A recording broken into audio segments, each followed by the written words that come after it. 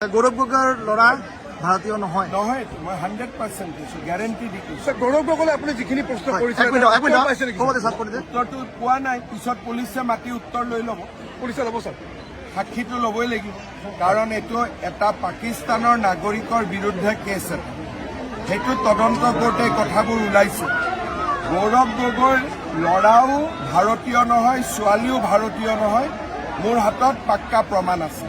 R ল'ৰা ছোৱালী কেইটাই নিজেও নাজানে যে আমি ভাৰতীয় নহয় বুলি দেউতাক মাকে কৰি থৈ দিছে কামটো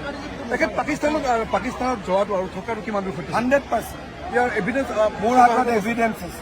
ইয়াৰ ভিতৰত কিবা কৰিব লাগে অবৈধভাৱে গৈছে এতিয়া আমি চাই আছো 15 দিন কি কৰি আছিলে তাততো কোনো টুৰিজিম প্লেচ নাই তাতেতো যি আছে সন্ত্ৰাসবাদীৰ আড্ডাই আছে এতিয়া আমি চেষ্টা কৰি আছো যে 15 দিন কি কৰিছিলে যোৱাটোতো 100% কনফাৰ্ম দেশ বিৰোধী কিবা কাৰ্যকলাপত জড়িত আছে বুলি তাতেতো দেশ প্ৰেমৰ কোনো কামেই নহয়